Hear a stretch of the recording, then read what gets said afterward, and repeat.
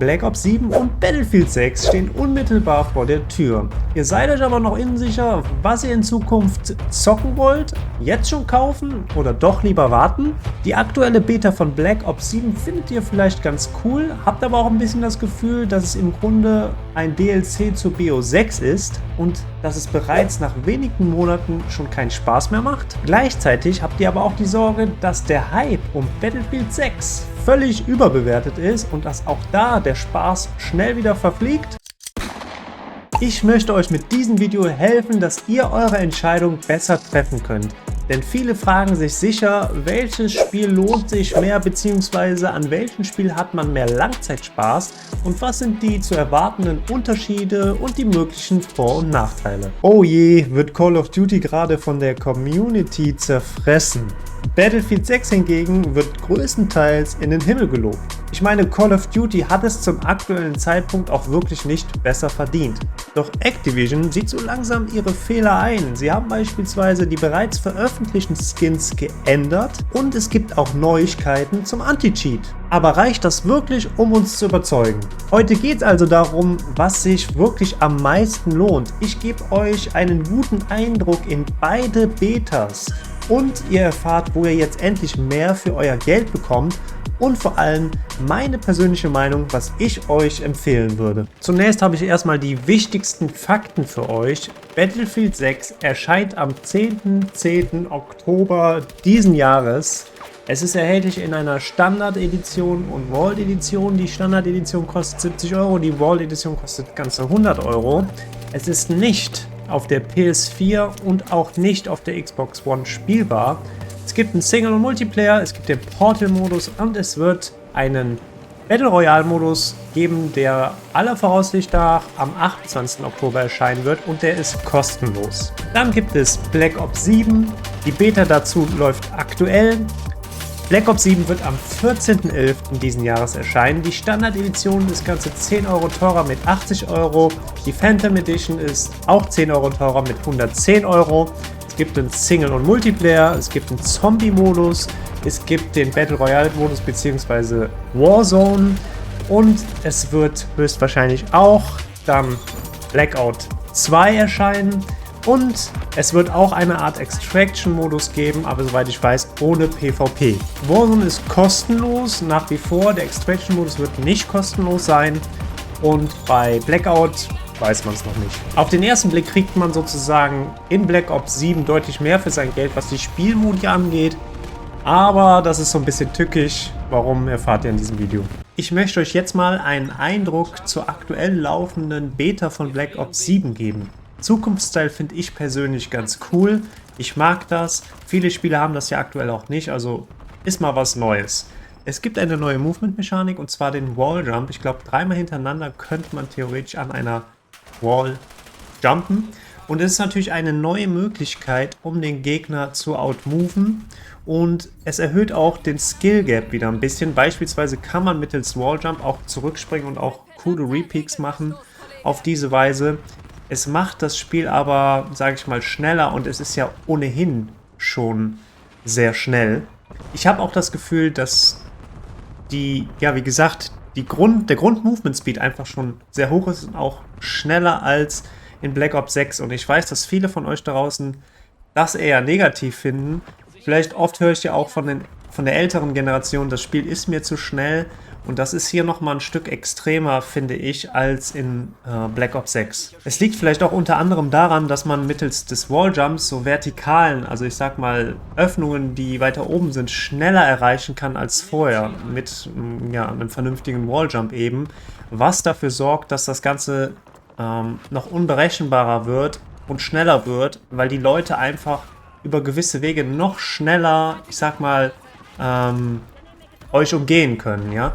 Und das merke ich ganz klar, das Pacing im Spiel, dass die Leute plötzlich dann wieder aus der anderen Richtung kommen, ist deutlich schneller. Die 3 Multiplayer-Maps, die ich jetzt mal einblende, die finde ich gelungen. Die haben einen schönen Zukunftsstyle und haben auch relativ klare Wege und klare Linien, die man dort nehmen kann und wirken auch nicht so unruhig, weil oft ist es ja so, gerade in modernen Shootern, dass super viel rumsteht und es dann einem auch viel schwerer fällt, die Gegner zu entdecken. Hier, finde ich, kann man die Gegner gut sehen. Es ist alles relativ clean, was natürlich auch zu so einem Zukunftsstyle passt. Und das gefällt mir. Das erinnert mich so ein bisschen wie früher an 1.6 oder so. Da gab es ja auch keinen Schnickschnack, der rumstand. Man wusste ganz genau, wo Leute sind und konnte die auch sehr gut spotten. Und das Gefühl habe ich hier auch wieder ein bisschen. Das gefällt mir. Skill-Based Matchmaking allerdings kickt aus meiner Sicht völlig rein. Also die Lobbys sind wieder maximal verschwitzt. Es ist nach wie vor super anstrengend. Jede Runde. Es gibt kaum Runden, oder ich hatte bisher, gut, ich habe jetzt noch nicht so viele gespielt, aber kaum oder eigentlich keine Runde, wo ich jetzt mal deutlich über dem Durchschnittsskill war. Ja, ich habe immer gegen Gegner in meiner Stärke gespielt. Das ist eher, ich finde, es sollte auf jeden Fall abgeschwächt werden. Und ich bin auch schon einem eindeutigen Hacker begegnet. Also auch das ist leider am zweiten Tag schon wieder da gewesen. Das ist für mich leider auch unverständlich. Für mich wirkt es ein bisschen so, oder das beschreibt es ziemlich gut, Black Ops 7 ist ein DLC für Black Ops 6. Ich muss es leider so sagen. Denn jetzt endlich ist es mehr so ein neues Outfit im Zukunftsstyle und man hat eine neue Movement-Mechanik und eben entsprechend neue Zukunftswaffen. Aber das war's. Sonst ist es eigentlich Black Ops 6. Natürlich gibt es auch neue Maps, klar. Aber es ist da nicht so viel anders und es ist wie ein, ich sag mal, großes DLC und dafür 80 Euro, ich weiß nicht. Zumindest mal solltet ihr auf keinen Fall vorbestellen. Schaut es euch lieber erstmal in Ruhe an. Die aktuelle Beta läuft ja jetzt, die kostenfreie Beta beginnt am 5. Die Beta läuft insgesamt bis zum 8. Wenn ihr jetzt schon spielen wollt, müsstet ihr es vorbestellen, davon rate ich euch ab. Oder ihr habt einen Stream geschaut während der COD Next für eben einen Beta-Key oder ihr kriegt vielleicht noch anders einen Beta-Key. Übrigens kann auch der Zombie-Modus innerhalb der Beta getestet werden. Ich möchte noch ein paar Worte zur Vorstellung in Las Vegas COD Next verlieren. Das habe ich natürlich verfolgt. Und den Eindruck der Beta habe ich jetzt ja schon gegeben. Könnt ihr euch, wie gesagt, ja selbst machen über die aktuell laufende Beta. Aber ich möchte auch noch ein paar Worte zu Warzone verlieren. Und zwar wurde da ja auch eine neue Map, Wiederauferstehung, Heaven's Hallow, vorgestellt. Und diese Map sieht wirklich cool aus, finde ich. Ist auch relativ vielversprechend, wie ich finde. Das ist schon mal ganz cool. Erscheint aber dann erst am 4. Dezember und nicht mit dem Release vom Game selbst. Dann wurden auch in Verdansk irgendwie 2 neue Orte vorgestellt, die da wohl dann drin sind. Ganz ehrlich, aus meiner Sicht hätten sie sich das völlig sparen können. Keiner will im Moment Verdansk spielen oder überhaupt Verdansk spielen. Und das war es auch schon mit den positiven Nachrichten, bis auf vielleicht noch, dass dann auch die neuen Waffen integriert werden. Aber es wird keinen Walljump geben, also das Movement bleibt von BO6 in Warzone. Und das war's. Sonst gibt es nichts Neues in Warzone und das ist absolut enttäuschend, finde ich. Und ich glaube, das wird auch den Kern der Warzone-Community nicht lange halten können. Wir werden die neue Map testen, spielen und dann wird einem schnell die Lust vergehen, weil alles halt so ist wie vorher. Und noch nicht mal das Movement, also der Walljump wurde integriert, auch nicht auf der neuen Map. Das finde ich persönlich schade. Nehmt lieber Verdansk raus und integriert das neue Movement auf der neuen Map. Aber wurde so nicht gemacht. Der einzige Lichtblick, der da noch bleibt, ist, es wurde angekündigt, dass Blackout 2 erscheinen soll im Frühling nächsten Jahres. Blackout 1 war damals ja der erste Battle Royale Modus innerhalb von Call of Duty. Das gab es bei Black Ops 4, das musste man aber auch kaufen, war nicht kostenlos. Aber das war auch, ich sag mal, ein Battle Royale, wie man es vielleicht aus PUBG mehr gewohnt war. Man hatte, glaube ich, auch keine Perks oder überhaupt Loadouts, sondern wie in PUBG, man findet Waffen und Aufsätze und muss die sich dann im Spiel eben zusammenbauen. Ja, so richtiger Battle Royale Modus. Da bin ich wirklich gespannt. Das ist ein Lichtblick für mich. Das kann richtig gut werden. Und ich bin natürlich auch gespannt, in wie viel da von Blackout 1 drin steckt oder wie viel da dann von Warzone drin steckt und ob Warzone danach noch weitergeführt wird. Gibt es dann Warzone und Blackout? Das bleibt sehr spannend, aber bis dahin kommen wir zum Eindruck der Gameplays von Battlefield 6. Das, was wir aus der Beta von Battlefield 6 mitnehmen konnten. Also, ich denke, alle wissen mittlerweile, die Battlefield 6 Beta war absolut erfolgreich. Es gab 500.000 gleichzeitige Spieler auf Steam. Das ist ein neuer Rekord. Und ich sag mal so, es wurde auch würde ich es mal so grob behaupten, nahezu all das umgesetzt, was die Community sich gewünscht hat. Es gab dynamische Zerstörung, die auch wirklich gut funktioniert hat. Das Audio fand ich persönlich ziemlich geil. Es hörte sich einfach bassig an, so wie man das von Battlefield auch gewohnt war. Gut, an den Steps kann man hier und da sicher noch arbeiten, aber auch da fand ich das ziemlich gut. Es gab allgemein einfach eine Rückkehr zum klassischen Battlefield, besonders wie in Battlefield 3 und Battlefield 4. Das haben sich alle gewünscht, das ist das, was die Community jetzt auch bekommt. Und deswegen gibt es auch ein entsprechendes positives Feedback. Dann gab es stabile Server während einer Beta mit so vielen Spielern. Das haben sie schlau gelöst mit der Warteschlange. Ja, man musste dann mal warten, aber lieber in der Warteschlange sein und dafür eben stabil zocken können, stabile Server haben. Und somit würde ich sagen, die Rekorde wurden zurecht gebrochen und auch nach der Beta wurde auf die Community und deren Feedback gehört und bereits sehr gute Anpassungen veröffentlicht. Zudem, ja, also rundum erfolgreich. Und zudem wurde ja vorhin auch schon angeteasert, aber jetzt ist es definitiv ein Battle Royale Modus angekündigt. Und wir alle wissen, es gibt ja schon Leaks zum Battle Royale Modus in Battlefield 6 und da möchte ich mal meine Eindrücke jetzt zu schildern. Fakt ist, es wird ja aktuell in Battlefield Labs getestet und die Vermutung liegt im Moment, dass es am 28.10. erscheint und ich finde, es erinnert schon stark an Warzone, aber auch Apex Legends erkenne ich da wieder, besonders am Anfang, wenn die Leute reindroppen, dann fliegen die so zusammen, wenn ich das richtig erkannt habe. Es scheint 100 Spieler verteilt auf 25 Squads zu geben, also 4 Spieler pro Squad. Und der Kreis, der sich da schließt, ist ein Feuerball, sage ich mal, wie man auch in dem Trailer schon gesehen hat.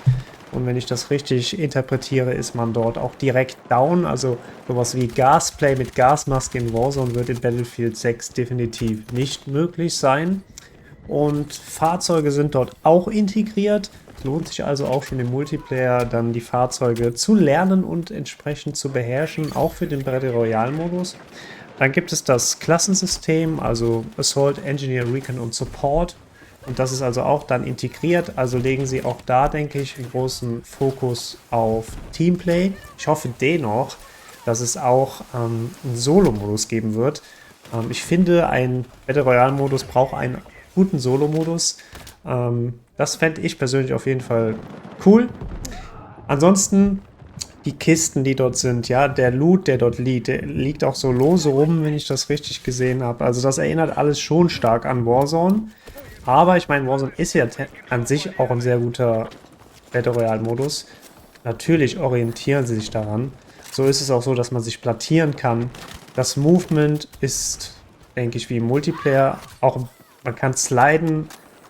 In der Beta hat man das gesehen. Es ist schon ein bisschen Call of Duty ähnlich. Aber es scheint auf jeden Fall in Battlefield das langsamste Movement von den letzten Battlefield-Teilen zu sein. Also ich denke, das unterschätzen oder überschätzen viele. Es ist langsamer, als man denkt.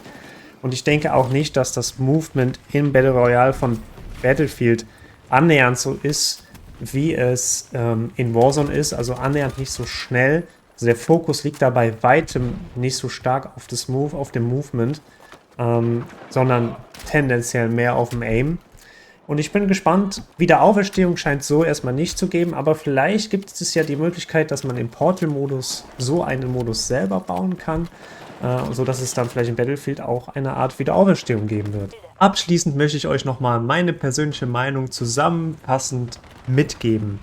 BO7 enthält sehr viele Spielmodi, also Zombies, Multiplayer, Warzone, Blackout dann vielleicht noch und auch den neuen DMZ-Modus. Aber es bietet auch relativ wenig Innovatives. Es wird einfach nur das Alte genommen und im neuen Outfit verpackt und sozusagen als großes DLC für teuer Geld verkauft. Das ist im Moment meine Meinung. Warzone hat leider wenig Neuerungen und ist bis zum jetzigen Zeitpunkt leider enttäuschend, das muss ich so sagen. Und ich befürchte, dass es im Multiplayer ähnlich ist dann wie letztes Jahr. Man spielt es vielleicht 3 Monate, bis man die Waffen gelevelt hat, vielleicht die Tarnungen freigeschalten hat und dann wird es schnell langweilig und ja, man weiß nicht mehr so recht, was man machen soll. Der Spielspaß geht dann einfach flöten. SBMM bleibt nach wie vor, und da bin ich mir sicher, wird nichts dran geändert. Das bleibt so extrem, wie es dann eben ist. Der Aim Assist ziemlich sicher auch. Man hat natürlich dort ein einfaches Waffenhandling. Ich meine, es wird einem sowieso in Call of Duty alles einfach gemacht, was ich ein bisschen schade finde. Blackout 2 ist für mich das, was ein Lichtblick ist, was auch wiederum Battlefield dann mit dem neuen Battle Royale unter Druck setzen könnte, was wiederum auch gut für Battlefield ist. Ihr wisst ja, Konkurrenz belebt das Geschäft. Battlefield 6 bietet auch sehr viel Content, hat vielleicht nicht so viele Spielmodi, aber trotzdem sind die Inhalte extrem. Und die Beta hat nicht nur mich, sondern ganz viele zu 100% überzeugt und ich freue mich seither wirklich auf das Spiel. Sie kommunizieren sehr gut mit der Community und auch das Waffenhandling ist ein bisschen komplizierter. Ich persönlich mag das, da muss man sich auch mit den Waffen etwas mehr beschäftigen. Es fühlt sich nicht jede Waffe gleich an und jede Waffe hat auch so seine kleinen Tricks, um die vernünftig beherrschen zu können. Und endlich bietet Battlefield einen vernünftigen Battle Royale Content in der modernen Shooter-Welt, beziehungsweise Konkurrenten. Und das macht Warzone ziemlich sicher besser. Es wird auch Battlefield dann besser machen und da habe ich relativ große Hoffnungen. Und eins möchte ich auch noch sagen, keins der beiden Spiele wird jemals sterben. Auch COD wird nicht gekillt. Es gab schon so viele Spiele, X-Defiant, Splitgate, Delta Force und auch Battlefield 6 wird COD definitiv nicht killen. Aber dennoch ist es gut, wenn COD mal ein bisschen auf die Schnauze fällt, dass die Verkaufszahlen sinken, damit sie noch mehr auf die Community hören. Und dann kann es auch nur noch besser werden.